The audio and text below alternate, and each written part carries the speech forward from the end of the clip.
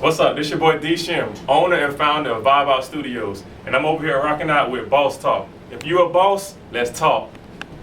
We on our second episode. I thought after the first episode we wasn't gonna make it and everything like that, but you know everything did it. We got a special guest in here. Hold on. Let me pause the music for this though. We got a special guest in here for one of the most iconic mixers down south and everything. Do extensive client list, exclusive resume and extensive resume, my bad. With some of the best artists, you know, globally and locally. We got D Shim in the building. Introduce yourself, man. Let's go. What's good? I go by the name of D Shim. The CEO. And not only am I the CEO, I'm the owner. Not to be confused with a loner. That's what's up. I engineer and I produce, where I keep my business all the way tight, never loose. Hey, and this man, I just told him he gave us like one of the best captions for the show. This is our second episode. My man going live and everything. Boss Talk Radio, Bobby Trilla and everything. You see my man got on the Shimware. Tell him about Shimware. Oh yeah, we founded this about 2 years ago. You know, everything's self-owned, self-made. That's how we doing. We buying back the block. Absolutely. Boss Talk. Rob, you got any questions for dude? Nah, basically I've been looking at him from afar. Really, I ain't really getting in contact with him till recently when you started, going to him for studio. But I already seen his grind, seen his work ethic, seen his viral moments. Yeah. Alter egos, you know what I'm saying? So, yeah. I always saluted him from afar, so. Absolutely. So, first question, exactly. I know you just said Shimware. You got the Shimware going on. You got the mixing studio, Vibe Out Studios. Shout out to Vibe Out Fooly. But while we at it, I know you got into it at the beginning, but just tell the world about yourself. Let us know about D Shim. Who is D Shim? Like I said, I'm a producer, engineer. Started out about 10 years ago in the back of my parents' house, and started off with a dream. I wanted to have a studio, be an engineer, produce, and everything. Let's see. I just recently changed my studio name to Vibe Out Studios. Okay. One of my roommates was like telling me most successful companies got 2 syllables in its name.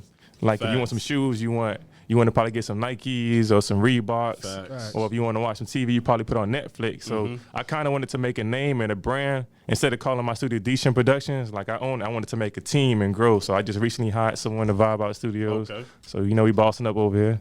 Yes, sir. Hey, I like what you did with that. Hey, and he actually mixed Boss Up the record too. So shout out to him. But let me ask you this: which one came first, producing or the mixing? Which one? Producing came first. Okay. Producing came first. Let's see. Probably one of the biggest records I produced was for an artist named Young Berg. He was going at Young Berg at the time. Okay. He go by Hitmaker now, and I did 2 records for him. That's that Can I Do? Food. Like he came back and rebranded himself, man. Yeah. That was one of the biggest records I did. Facts. Oh, you did? You mixed? No, not that one. No. Hey, Shim sitting on some racks. No, we sitting on racks, but not the M's. The M's coming soon. Let them know, man. We gonna boss up real soon. Let them know, man.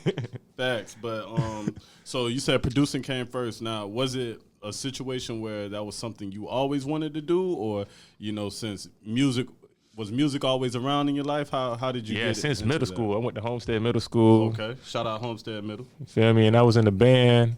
I played the trumpet, so that's where I got all my music theory. I understand music, but I got tired of playing the music and I wanted to make music.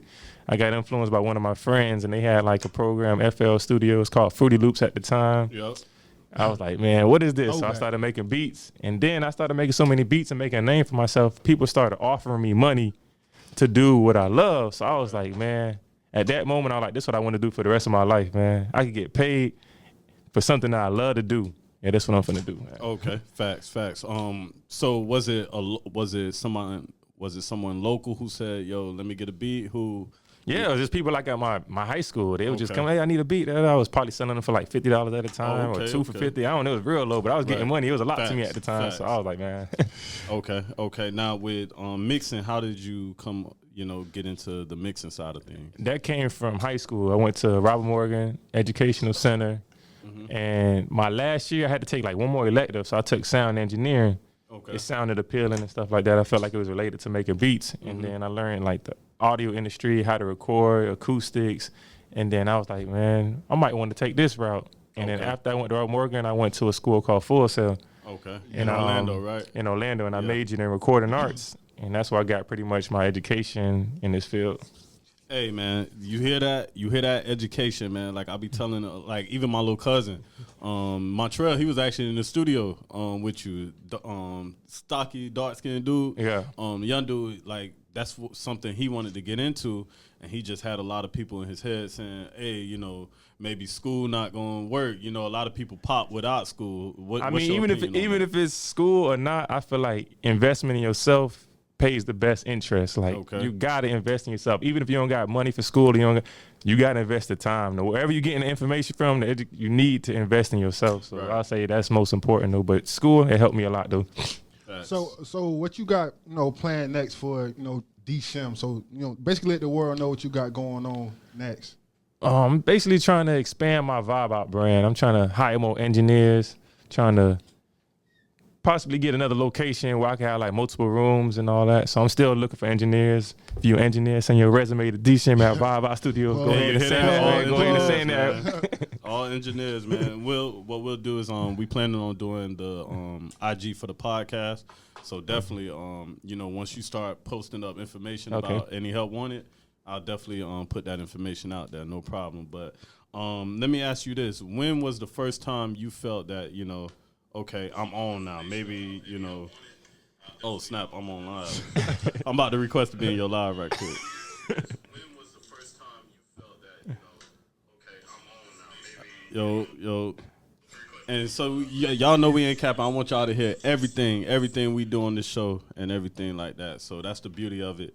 I want to make it real down to earth and everything like that. But back to the guests. Shout out to Shim. What's up? What they do? Yo. Once again, shout out to everybody in the studio. Yo, Boss Talk Podcast. Once again, salute D Shim. Yeah, one of y'all. Yeah. I think we feedback. There you go. I just turned it all the way down low. There you go. Okay. Let me see myself. There you go. But so what you was asking me about when I felt like I was when you felt like okay with mixing, you felt like okay, this might be the route I need to take. When was that moment for you? I say the moment I felt like I was in the industry, or I was like headed towards the right way, is when I joined Po' Boy Music Group. Okay. Shout out to Drizzle. He was like, "Oh, you want to work with Flo Rida?" I was like, "Yeah." Okay. Who wouldn't want to work with Flo Rida? Who wouldn't want to work with Flo Rida? So I got to pull up to the studio. I got to work with Flo Rida. I got to work with Gorilla Zoe. I got to work with one of the artists at the time, Natalie La Rose. Okay. And then not only the Po' Boy side, I mean, that was the IMG side, but I was also working in the Po' Boy side, and I got to work with artists like Zoe Dollars. He dope. Artists out of Atlanta, Georgia, Bankroll Fresh at the time, Rest man. in peace. Rest in peace. A lot of people. TM88, 808 Mafia. Yeah. So it was around 2016 when I linked up with Po' Boy, when I felt like, oh yeah, I'm in that industry. Yeah. Okay. Now, where did like you said, your roommate gave you the idea for the name Vibe Out. Yeah. Where did the concept of actually like expanding on that came from? We could talk about that. Yeah, definitely. Yeah, I don't know if y'all ever been following me. Like 2 years ago, I was doing these artist showcases, networking mixers, and the name of it was In the Vibe. Okay. Yeah. And I had everybody come out, network, perform, and everything. Everybody was loving it. So I decided, what name can I use? So instead of hanging out, we're going to vibe out. Okay. That's how I got that name, man. Dope. So exactly with the expansion, like you said, you were hiring more engineers and everything. What's the inspiration on that? Is it you just don't want to be pigeonholed into, that go-to guy for the mixing, or you actually trying to, monopolize yourself? How's that? What's the name of this podcast? Boss Talk. Okay, That's what's so up. that's what we on. We trying to boss up. We trying to we trying to talk. You feel me? So basically reading books and getting information, knowledge on how to expand business and how to create like passive income that you really can't win. You could be all right working for money and having a job and all that, but the ultimate way to build wealth is by having money work for you. Facts. And that's, you know, one of the pillars of wealth is job creation. So you got to actually right now how I kind of, okay, yeah. You know, there you go. Drop that ball on that, yeah. man. He dropping real game, man. Keep preaching to the people, man. So, yeah, basically, even when I was doing my studio for the first few years, for all those people like trying to start off business and stuff like that, I really didn't have a business. I would say I just basically created a job for myself. Like, if I didn't go to work, if I didn't engineer, I wouldn't make money. Facts. So that's kind of really not a business. You're just really creating a job for yourself. So I wanted to transition into have employees work for you, and what my business can scale itself so it can be fully operational while I'm not there. Right. And that's what I'm working towards and what I'm doing right now. Okay. Got it. Now with like you said, with the Vibe Out Studios, I want to transition to Vibe Out Fully. Oh, you know, is he ever going to return? And exactly what the inspiration behind Vibe Out Fully? What is that about? Oh, you got to find out on the next episode of Dragon Ball Z. Yeah. No, but that alter ego came from, I had a viral moment on Twitter. I had said a tweet like, oh, I just paid off my credit cards. I just bought a new Camaro. Credit score and shot up to 806. I bought 2 new properties. I don't know whose tweet this is, but I wish it was mine. And everybody went to feeling. I started getting like thousands and thousands, probably like millions of impressions, like so many retweets. So actually World Star posted it up. Baller Alert posted it up. BuzzFeed posted it up. Like a lot of outlets started posting up, and everybody was just tagging me like, "Oh, boy, you famous, Shim, boy, you famous." So then somebody got on my inbox was like, "Man, you should rap, man. You got all the attention, man. You got the publicity right now. Go ahead and rap." Right. But me, I'm thinking like, I don't think I have the music that I listen to. I never thought I had a story to like rap about, and I ain't feel like I had a good voice. So I was like, but I got an idea because I be around all y'all all the time. Right. You always I be around all y'all, all the artists. So I was like, I kind of got an idea of what I would want an artist to be, but I don't want to be it. So I made a little alter ego call. So I just took my name. I kept running with the brand, the Vibe Out Fully. And I did my first video. I did some numbers. We did like almost 10K, you know, first video. Slight work. Not too much, you know. I ain't saying it's a lot. It's slight work, you know. Yeah. And then I was like, instead, man, it's a lot of people listening to you talk about 10K. First video, man. First video we did 10K. You know? Some people try to sell their soul for 10K views, bro. You just did it by having fun. You know, that's what's up. You said so I guess we have to wait and see when Vibe Out Fully is coming back. Yeah, and then after I did my first video, I was like, I didn't see the views that I thought I was gonna get, so I said, let me switch it up again. So I started doing skits, and I started getting more views on the skits. Right. So I kept going, running that junk up, and then he been on pause for a little bit. So I took my talents to TikTok. Hey, I was just about to ask that. People getting paid off of TikTok. Hey. So I had another moment on TikTok. I did a little studio skit. You know, we did about 200K on there. You know, lit, boy. So, lit numbers, hard. Man, numbers. Yeah, and with yourself, you know, like you just really doing numbers, having fun and everything like that. But I want to touch on when you said you always around different artists and everything like that. And also, I ain't gonna say it's just have fun. I'm having fun with it too, but it's also kind of like low key advertising, right? Because when I put these skits out and I put these videos out, people click on my page and they look at my bio. Right. It says producer, it says engineer, it says you need studio time, click the link in the bio. So I always had a good conversion rate. Every time I would post a skit or a video, I would get new customers, new clients. Okay. So not only I'm having fun, I'm making money while incorporating the brand. Right. So exactly. Now with your brand, how do you see, you know, because you could do it multiple ways, and I'm sure you're aware of that because you're already doing it. You got the Shimwear, you got the Vibe Out, you know.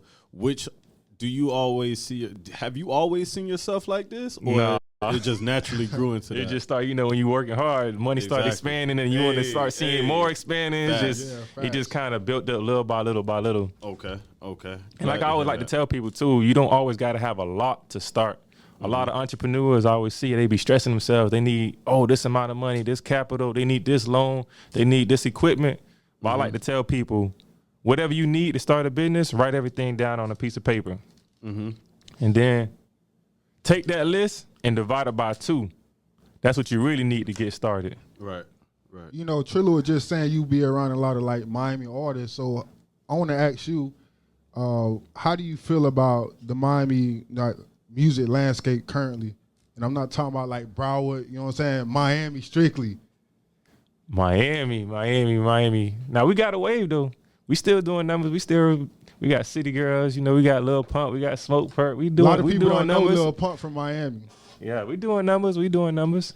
Broward might have a slight edge, just a little bit, but Miami, we still doing our thing though. Fact. But I think the reason why Broward has that slight edge is because they stick together and everything. I think a lot of artists down here, we see ourselves as competitors and everything like that. And I think you probably see that yourself in the studio.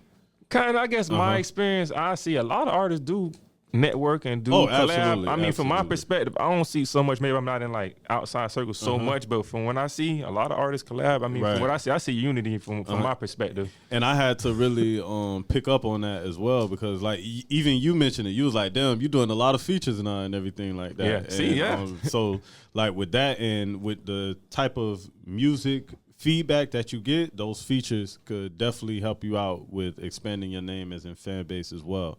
But with yourself, do you see yourself continuing to produce as well for other people? Yeah, produce. That's what I'm really, really trying to get the studio automated, fully operational without me.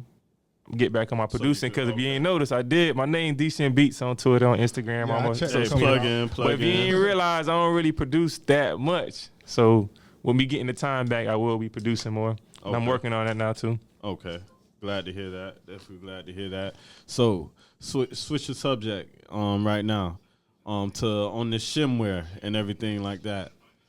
Where is the next level with shimware? Shimware coming to a store near you. Okay. Okay.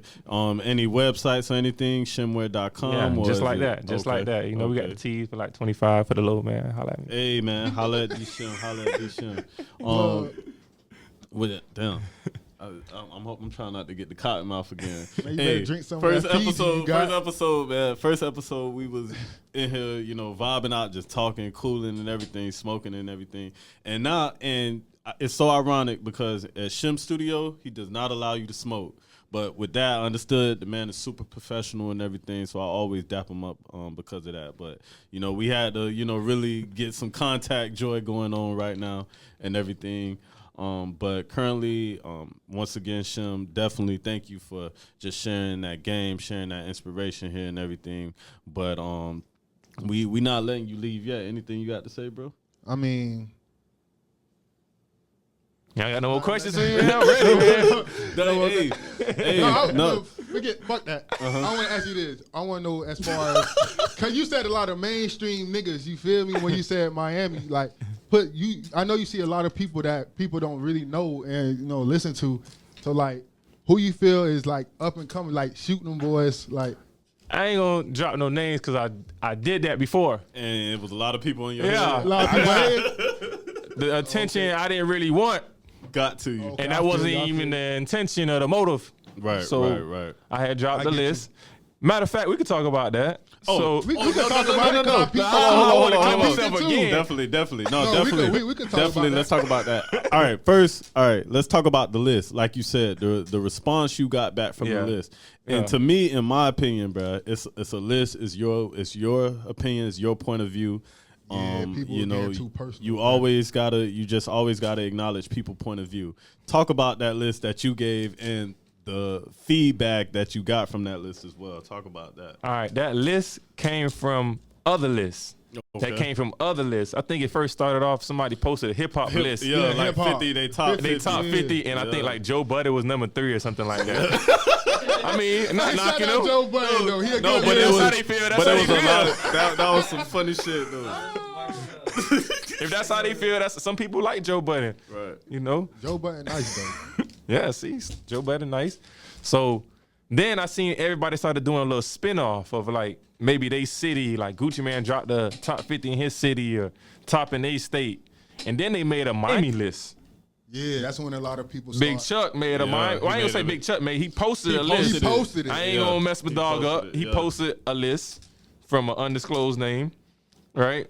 And it was about the top 50 Miami artists. Yep. Yeah. And I noticed I think it was like one, maybe two, but I think it was just one artist from down the area, what we call down south. Yeah. And the people ain't from Miami, down south is from like Coconut Grove all the way down to Florida City. And like, some people like it's Some arguably like Coconut Grove, because some people, Coconut Grove got their own little squad, you know, them South Miami and all them. But like he said, it's pretty much like from exit 1 on up to like a certain point. Well, some say exit 16. 16, yeah, exactly. Like, some people say that's the cutoff. I don't know. Exactly. Yeah. But I no, see you're people in South 1,000% Miami, right. they want to claim us too, South Miami and Coconut Grove. Yeah, but whenever they in the middle, really. like whenever you try to talk to them and claim they from down south, oh, don't put us with them down south people. Yeah, And facts. it's like, Yeah, I don't know, They yeah. really in the middle. Like, they to in the be middle, honest, yeah, they in the like, middle. Like, that's why I honestly. say like all them like South Miami, Coconut Grove, they be like they had their own little squad. But back to what you were saying though. Go ahead. So yeah, I seen the list. I was like, man, we got some talent down here. Not only do we got talent, we got numbers down here too. Yeah, That's the I was thing. speaking on the main Shim. I'll get to you. We do got some local talent down south in this region that putting up numbers, if not more numbers. But we might not get the same recognition for whatever reason. I don't know. So I feel like I got a little following. I got some attention. Let me shed some light on the artists down south. So what I did the day before, I said, man, I'm about to do a list for down south. I want everybody to tag me. Tag an artist from down south that's doing their thing, that got talent, that got views. So I got the list, and then I knew the people that I work with and the people I was aware of at other studios and people in the area that's doing numbers. So I didn't make the list based off of who I liked. I want to get that clear.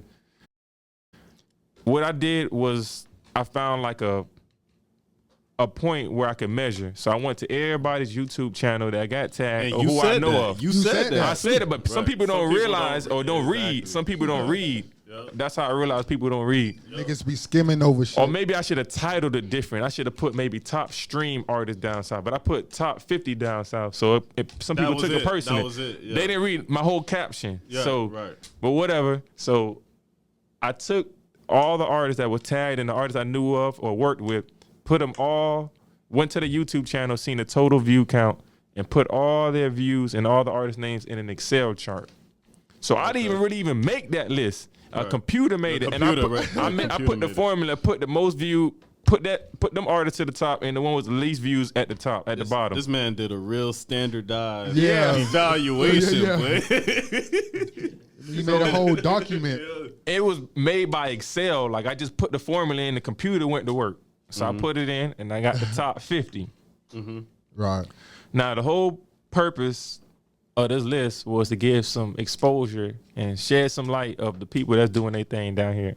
I put it out, started running up numbers. Next thing I started seeing the trash emoji. Next thing I seen all of People were getting too whack personal. They was, They I'm was- never going back they to was DC. going- They was they was going in. crazy. Yeah, they was going crazy for and it. then I started seeing sub beef going on. I'm like, artists started going at Going other to other artists. artists. Right. I'm like, wow. And then people coming for, oh man, this artist got fake views. I'm like, damn, all these people been feeling this type of way. And I'm it's like, just now it wasn't spewing even the out. goal Right, because what the right. goal was to get some exposure. And guess what? Big Chuck reposted it. Guess what? Ball Greasy on it. Trina on it. Trick Daddy on it. All these people, Yo Gotti, A&R, all these people on it. Ball Greasy commented and said, damn, that's a lot of names I ain't never heard Never of. heard. Yeah, exactly. They might be kind of dope. They should Yeah. get around and get up off their feet and move around the city. And he Right. said So that now, on your Instagram. I remember I showed that. Yeah. 50 people from down here that usually probably wouldn't even get no attention to people in North Miami and wherever else Right, my social right. media could take it and Big Chuck page could take it. So I did get that. And on top of probably might have lost some following at the time.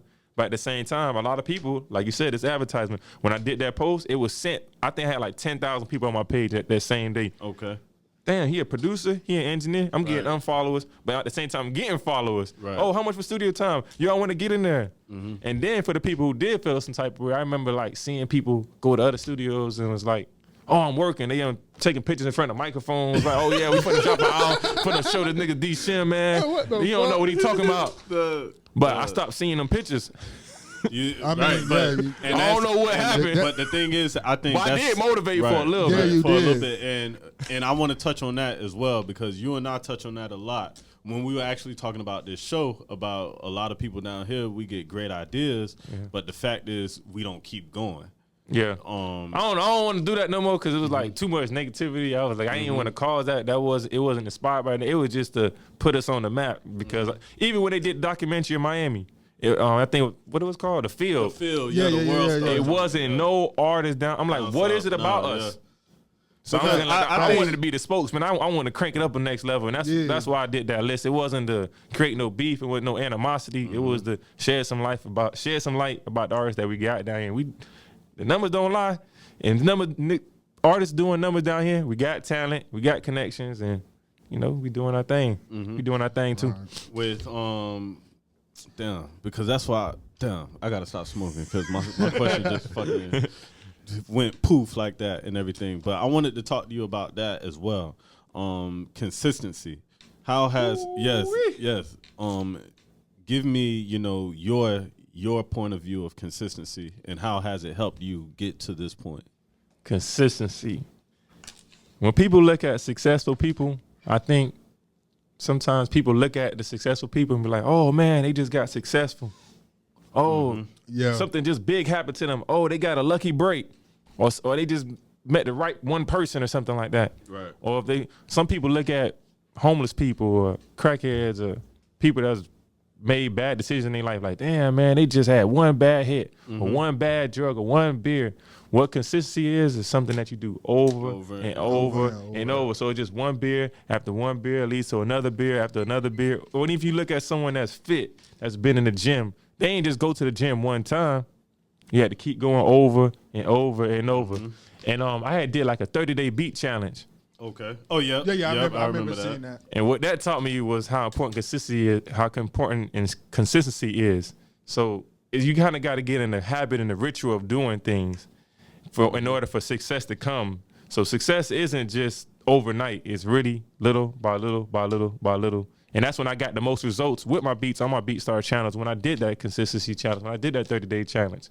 So yeah, consistency is very important and a very important element for success. Absolutely. And with success, do you think you're at that point or there's still some room to grow? It's always room to grow, but I define myself as successful. I feel like success isn't an end destination. It's progressive. As long as you making progress towards a certain goal. And I also want to touch on that too. A lot of people, they say we grinding. I see all the captions and Twitters, we grinding. Right. Team no sleep, we grinding 24/7, grinding. All that grinding is cool if you're working towards a goal. And I think a lot of people get being productive and being busy confused. Just because you're busy and you're grinding don't mean you necessarily progressing. Hey, that's a gem. That's a gem. I'm not even gonna lie. This nigga used to tell me that all the time. That's a gem. What Shim just said. Like say running that one in more. place, basically. My bad. We gonna let you. But say that again. What you just said. Now I was saying a lot of people get being busy confused with being productive. Hey. If you don't have a tangible goal, what are you doing it for? You just being busy. Oh, I'm doing this. Wake up, I'm grinding, tweeting, grinding, working. Like, that's why I say direction is more important than speed. As long as you know where you're going and you're working towards it, even if you're making little progress or a lot of progress, as long as you're making progress, I feel like that's success. Right. And the moment you stop is the moment you fail. So as long as you're trying, you have that goal in mind and you're working towards that goal and you're making some kind of progress, you're successful. Absolutely. That's a real boss talk moment right there. Facts. Yo, like this is pretty much like, Shim is like kind of canceling out our first episode right now. Yeah, like, for to be honest with you, 'cause he dropping way too many gems and For everything like that. But for a question, when I see you go outside of other cities, like list some of the cities that you've been to I'm like a city girl. I'm like a city girl. I be getting flued out, man. If y'all want me to go set up your home studio, if y'all want me to engineer in another city, another town, y'all DM me, get at me. So yeah, man, we getting flued out. We getting flued out all 2020, 21. Well, I don't know. We got to slow down a little bit. Coronavirus. Right. Mask up. It affected my little traveling this disclaimer. year. We took all our masks off at the door. Disclaimer, okay? Don't penalize us. All right. So, let me see. In the past 6 months, I done been to Houston, Dallas. I done been to New York, New Jersey, Atlanta, and all it really covered musically by me doing my business and what I love to do. Okay. So I was on the road. I was about to keep going, but right. And Las Vegas too, yeah.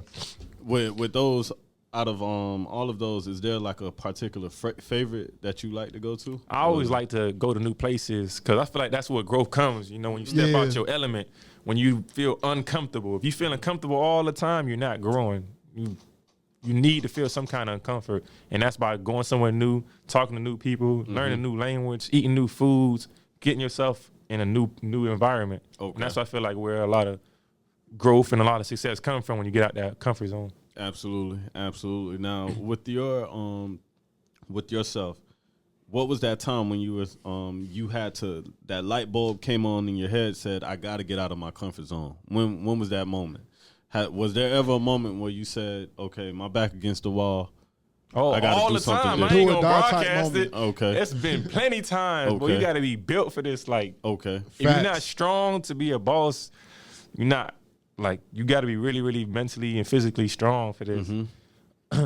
Plenty times, even right before Corona happened, you know, my business got shut down. We couldn't work and all that. I'm like, oh boy, it's time to. That's jumping in. Boy, everything I done learned and read in that books, man, that just went out the window. It's time to get a job. No lie though. Hey. And it was another time, like during storm. It was like 2-3 years ago. It was like Hurricane Irma or something like that. We got hit kind of bad. My studio closed down. So that's why these pandemics and these storms taught me the importance of saving. I ain't never realized how important savings is.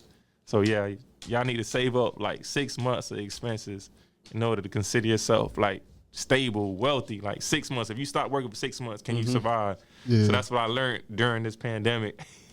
Hey, that's real.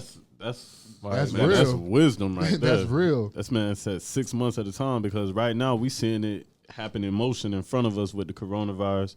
You know, this 6 month standstill is affecting now. You know, I see, but during this time though, honestly, I've seen a lot of the young generation pretty much take their whole fate in their own hands. Like a lot of the women starting businesses, lashes. I see a lot of lashes, the waist shapers and everything like that. So a lot of women definitely have been bossing up during this time. With yourself, you know, what's just the definition of, okay, I made it? You know, have you had that moment yet when you were like, dang, I made it? Nah, I don't feel like I made it. But I do feel like I'm successful, and like I said, I'm moving towards a goal. I'm not stopping, not getting deterred. Nah, I don't feel like I made it. Nah. You say you're moving towards a goal. What is your ultimate goal? Oh, yeah, what is that goal? Oh, we want them plaques on the wall. We want them platinum plaques on the wall. We want them Grammy, 1 or 2 Grammys on the table, a nightstand at home. You know, we want to vibe out studios, multiple rooms, multiple engineers. Okay. You know, we want the movie placements, you know. Absolutely. No plaques yet? No plaques yet. And it's crazy. I work with a lot of major I was artists. just about to say. But the records that I've worked on hasn't been like a hit record. It's just been for the album or it might have been for a mixtape, or it might have been a loose single. But I'm still looking for that record. That right placement. Yeah. Got it. With yourself, right now, I see you came in like, yo, y'all gonna see it on camera. Yo, Shim got the chain, the bracelet, the ring on, looking like a real rapper right now. Looking like a real rapper, bro. I'm trying to get like looking like a real. I'm on his show. Looking like a real rapper. I'm trying to get like him because he a boss. I like bosses. Hey man, I'm talking to one. What's your definition of a boss? What's your definition? A boss is someone who knows what they want and what they got to do to get there and what they got to do to get it. So if you are a boss, you have to make those sacrifices. Absolutely. Like they say, you got to pay the cost to be the boss. Everybody probably wants to be a boss. And nowadays, I think people care more about looking like a boss opposed than being a boss. Because it's expensive as fuck. It's expensive. A lot of people say they want to be a boss, they want to own a business, but they tired of their 9 to 5. If you are tired of your 9 to 5, you're probably going to be tired of being a boss and tired of being a business owner, because it's not a 9 to 5, it's a 24/7. So if you're not willing to make them sacrifices, Just play your position, get your money, and get up out of there. Because this is a lifestyle. It ain't something you just, do a little bit. I'm going to do Monday, Wednesday, and Friday, and then Tuesday and Thursday I'm going to take off. You have to be dedicated and make this into your lifestyle. And if you're not dedicated, you're not going to see dedicated results. You're going to get half results. Facts. Let's talk about sacrifices, because with myself, I'm already like, I'm not even at your level of the point where, I could say, I could have that moment where, damn, this is dope. I really could benefit off the fruit of, the fruit of my labor. But, I already see myself making sacrifices. Like, right now, my son, pretty much, me and him pretty much were just balling out on Fortnite and everything like that. So missing moments like that, trying to, really fund myself so I could take care of him later. Has there been moments with you when you be like, damn, I don't want to miss this, but, if I do this over here, this could definitely help me out. Has there been any moments like that for you yet? Not really. But I have made a lot of sacrifice. Like, I don't really got a regular life like how everybody seems to have. Like, regular people work regular 9 to 5s. Like, I don't have that much of a social life. I'm not in the club before quarantine. I wasn't going to the club every weekend. I wasn't just living for the weekends. I was more excited about the Mondays opposed to the weekends. And if I feel like you live, and I feel like if you living towards the weekends, then you got to reevaluate your life. Because to me, money isn't everything. If you're not enjoying what you're doing and you're not happy, it don't matter how much money you're making. To me, I'd rather make the money that I'm making and be happy with my life and content than to be making a lot of money and being miserable. And you see that a lot of times, a lot of super rich people, they be committing suicide and stuff like that. Exactly. So it's more about the quality of the life that you have and what you're doing. Okay. That's a gem right there. Definite gem. Damn. That's why I said I gotta stop smoking, bro. I be forgetting my fucking questions. What I'm gonna do, I'm gonna start like writing down my questions on a notepad and everything. I've been trying to tell this man to do this for the last 3 days. Let's link up.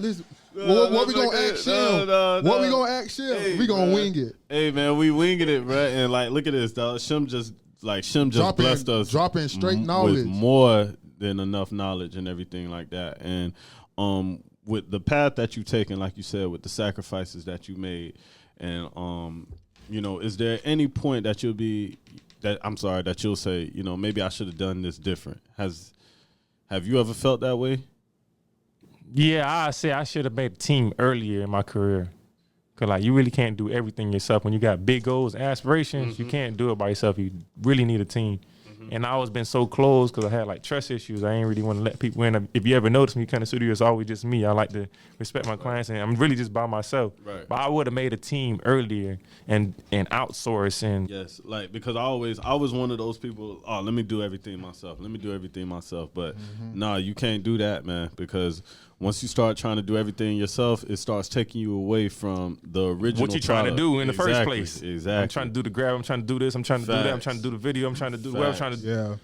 You need to outsource when you can, when the resources permit itself, and focus on what you got to focus on. Okay. Focus. How is important to focus to a person like D. Shim? Because like you said, I'm an introvert myself, and I could definitely relate to you. But to me, I think that's helped my focus because I've always been a lot by myself and everything. And it's to the point where sometimes, like, my dog might feel like I'm not trying to be bothered or something like that, or he probably think I'm trying to avoid him or something like that. But sometimes, like, it's very peaceful being by yourself. With that focus that you could develop being around that, just break down focus. How has it helped you and bring you to the point where you're at right now? Focus helps you eliminate the distractions when you could zero in on something. But a lot of times, people are not focused because they don't even know what they really want. Okay. And if they want it, do they really want? Because if you believe in it, it will show in your actions. Right. Faith without works is dead. So if you say what you believe, it's going to mirror in your actions. And if it's not working towards it, then you probably don't really want it. So that's what I think focus is. Okay. So sometimes if you're having trouble with that, man, you got to reevaluate. Exactly. Sometimes they say like if you're trying to focus on something or you're Well, doing something and you get speaking of distracted. focus, do you feel yourself losing focus at any time? Like, yeah, do you get bored of this shit? Yeah, like, I ain't gonna say bored, never lost focus, but I did have those tough times. Yeah. Like I said, like during these pandemics and natural disasters, like I said, 2 hurricanes ago. But I never lost focus. I'm gonna have to get a job, but I knew that was only temporary. yeah, fact. Because I don't believe in backup plans. I believe I'm gonna get this little job. Oh, we can talk about that too. You know, I'm gonna get this little job temporarily, but I'm never losing focus on what the goal is, and that's why I put a lot of emphasis on what is your goal. Don't just be doing a million things just to be doing a million things or to look like it on the gram. Focus on a goal, a tangible.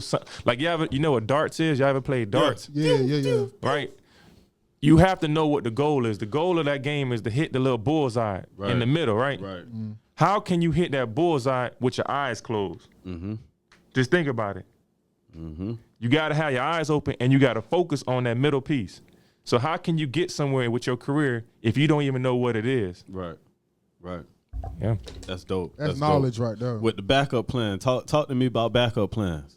Man, Talk to me about backup never had a backup plan. Never, ever. I kind of feel the same wave. Like basically not having a backup plan, like going hard at whatever it is that we're trying to accomplish.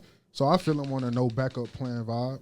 I feel like backup plans take away from what you're trying to do. It utilizes energy. Now you're not dedicating all the energy to what your main goal is. Now you're putting 80-20.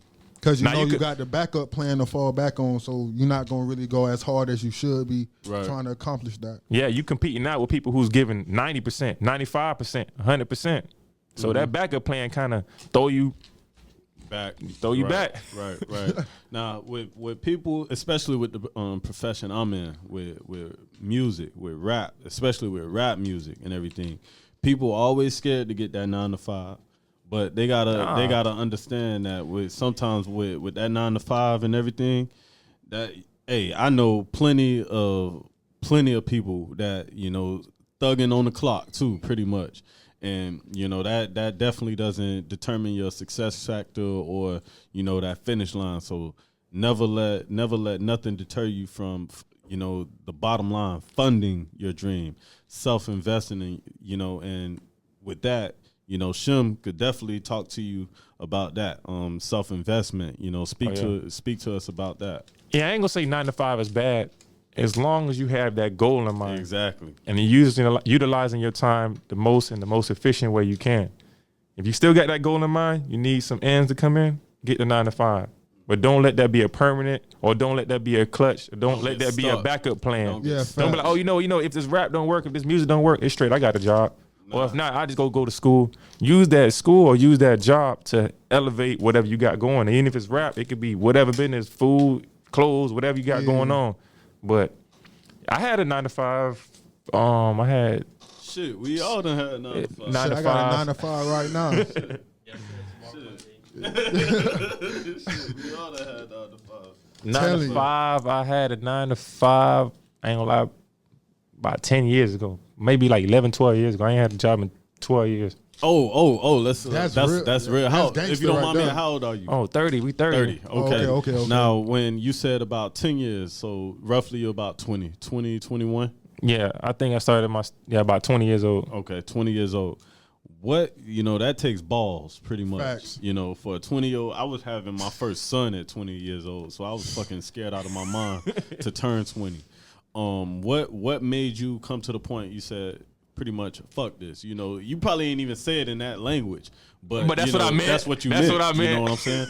What brought you to that point at 20 years old to say fuck it, I'm gonna go out, jump out this window, and let me see what I land on? What made you get to that? It was kind of a learning curve. I did an internship at a studio called Audio Vision. Okay. Soon as I got out of Full Sail, I did that for about 4 months.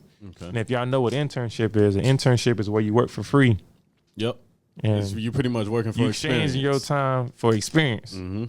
And maybe the opportunity. So I did it for 4 months. So as soon as I got out of school, like they say in college, you usually be broke. I got out of college, I was still broke. Mm-hmm. So I'm like, all right, I'm doing this big internship. I'm around a lot of big people. I got to be in the studio with Kelly Rowland. I actually got to record Kelly Rowland. Ooh. Daddy Yankee, Hurricane Chris, a few other names, but I was just doing this for free. Dope. So I was like, man, how I'm gonna get to the studio tomorrow by like on air, like I'm gonna just walk there. Right. I'm staying down south and I got to go all the way to North Miami. How I'm gonna get there? I don't got no money. I'm gonna start robbing people. I was like, nah, that ain't even me. So Yeah. I said I gotta let the internship go.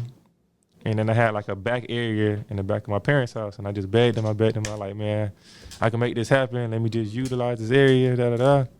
I ain't gonna lie, the first few months was rough. Even to get the permission was rough. Like most of the time when people like pursuing their dreams, they get discouraged because they parents. Yep. Facts. I know parents play a major role in success. So they tell you, oh, why you want to do this? Especially in the music industry, why you want to do this? It's not even demand.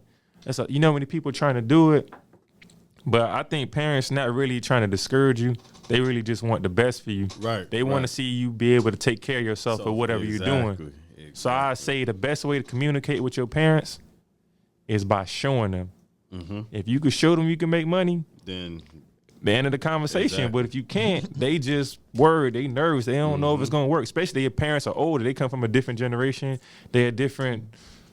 They older. They don't know how technology works and how the industry works now. So they just want the best for you. So first few months, oh man, you go get a job. I say, man, give me like 3 months and I'm gonna make something happen. And within them 3 months, I started getting sessions, and I was doing it for the low, like $10 a session or $20 a session. It'd take like 3-4 hours. And I started getting money until I was like, you know what? You know what point I knew I had to start charging? When I was getting too many messages, my phone wouldn't stop ringing, my DMs was going crazy. You were high demand. So like I tell people too, you gotta be willing to give out your service for free. right before you even jump in. And then when I started getting that money, then my same parents was like, oh, why you want to do this? They was like, oh, you got any shirts for us to wear?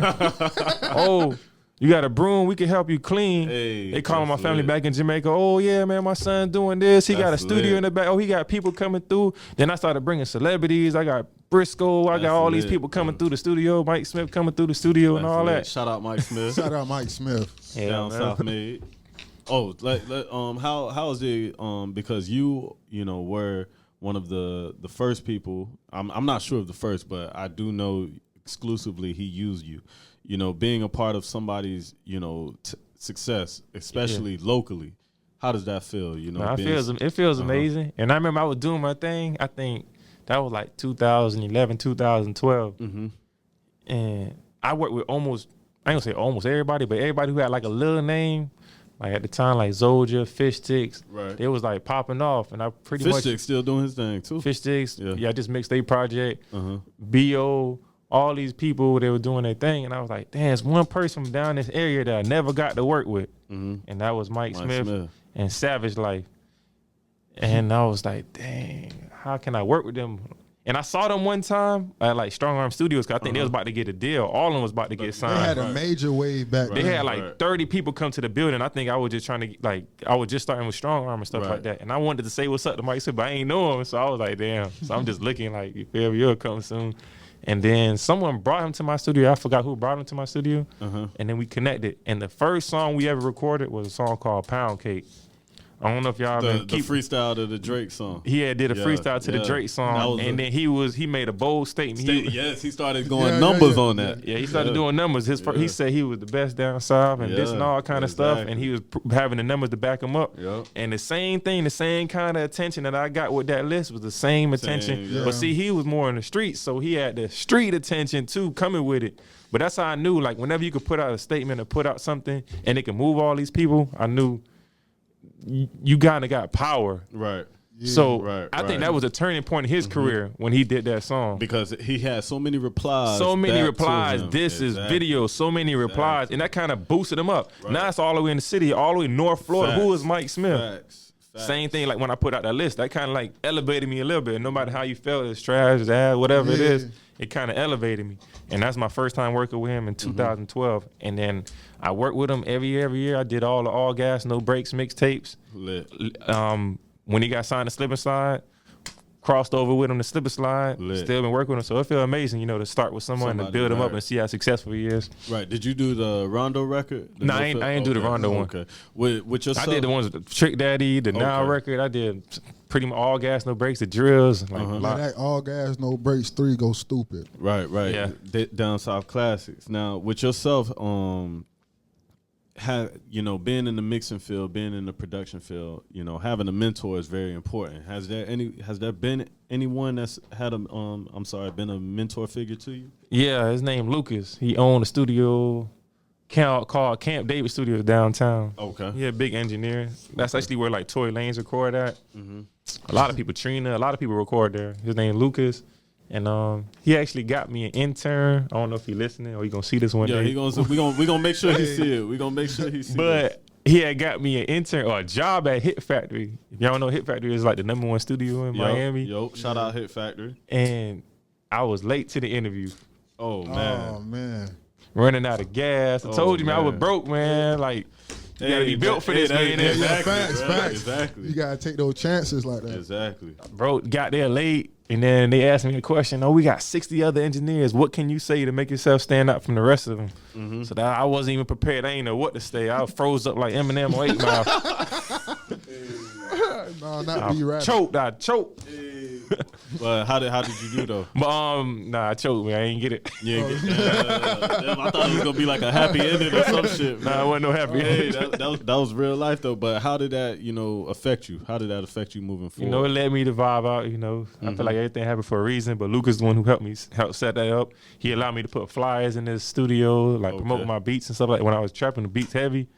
So shout out to Lucas as one of my mentors. But I feel like it's very important to surround yourself around people who are doing what you want to do, and also take advice from people who do what you want to do, but they're at that level. And they at that level. Like, it don't make sense to listen to someone who hasn't, like, if someone has straight F's on their report card, how to study. Like, how can I get a high score on the ACT? Exactly. You want to kind of surround yourself with people who have similar goals, similar mindsets, and that's how I created that inner vibe. That's people that's on the same level.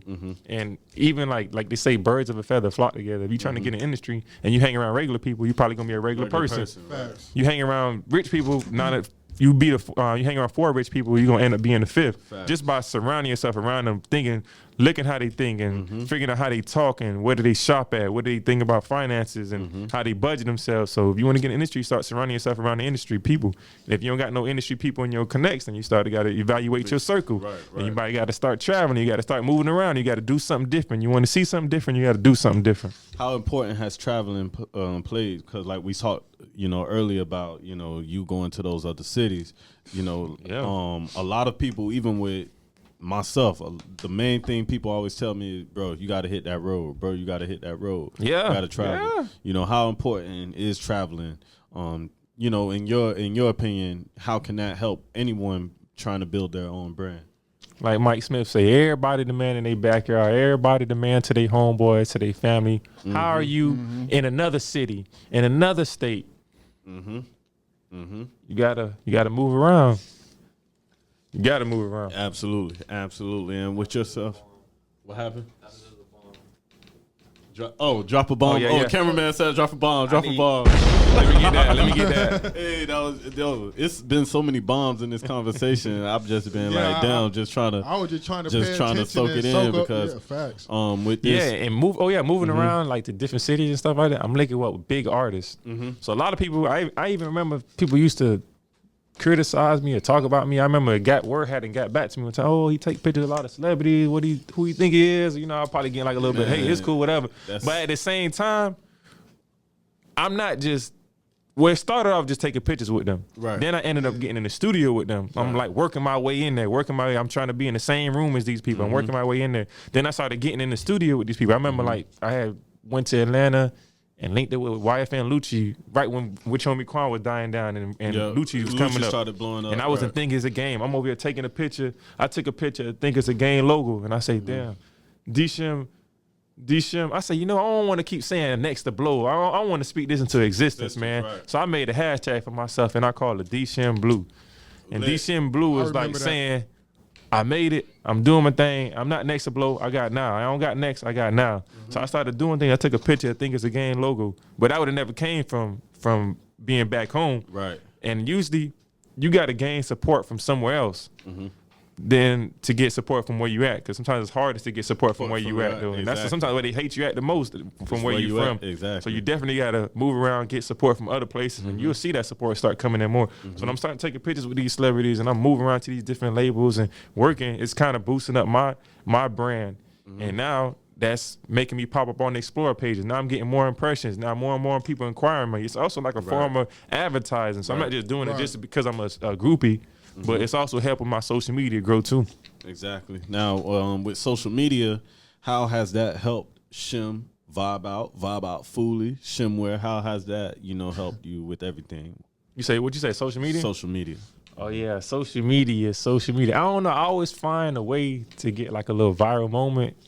And do you really be trying? Because you went viral a couple of times, bro. Like, do you be trying, bro? I don't be trying, but I study. I study. Okay.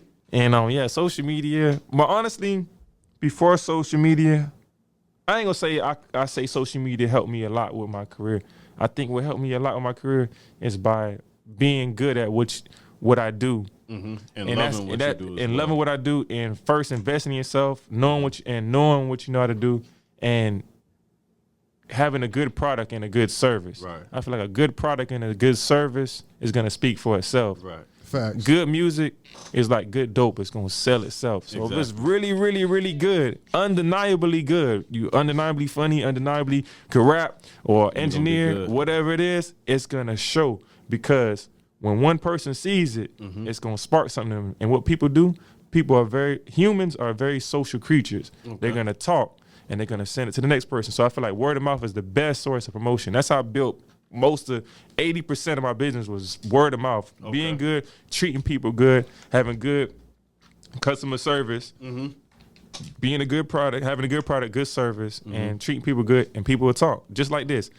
Your girl, I don't know if y'all got girls or whatever. Shout out my old lady. Yeah, Yo. She probably, if she want to get her nails done, she ain't really going to look in the yellow pages, where to get my nails done. Right. She want to ask a homegirl. She want to get validation from someone that's credible or someone she respects in her peers. So that's how I built my studio. I might have 1 or 2 sessions from my house studio. Then them people got friends, they got social media or whatever they do. They gonna post it and they gonna say, so they gonna ask them where they recorded at. Oh, we recorded at Shim. Then they come to my studio. Then now I do good with them. They gonna start talking. They start talking. So word of mouth is the best source of promotion in my experience. Okay. Now we head into the end, and Shim has given us more than enough. And once again, I appreciate him. He's been a glimpse to what somebody can do when they invest the time and finances in themselves as well. You don't play yourself. It's definitely a lot of self-financing that's involved. But this is a little segment that I'm always talking about top 5 everything right now. So just name us D-Shim's 5 favorite things, essential things for D-Shim. 5 things that you need to have in your life. I need to have the top 5. I need to have a studio. Okay. I need some food. Okay. I need some drip. Oh, got you. 5 things. I need family. I need friends, man. Got you. There it is and everything. Once again, thank you so much, brother, for coming through. One of the stars from down south. One of the down south's homegrown. Yo, follow Bobby Trilla on Instagram. Shout out to D-Shim Live. This Boss Talk. And yo, if you know anybody doing it big, in their city and whatever they from, try to get them on here because, like I said, this is for the young innovators, young entrepreneurs, just all in all, the young bosses around the whole city. Hopefully we could take this statewide, nationwide, and everything. It's all about building your brand and everything like that. And, Shim, if you want to bless us with any gems before we leave, go ahead. The mic is yours, bro. Stay focused, stay consistent, keep your eye on the prize. There you go, Boss Talk. Yo, shout out to everybody.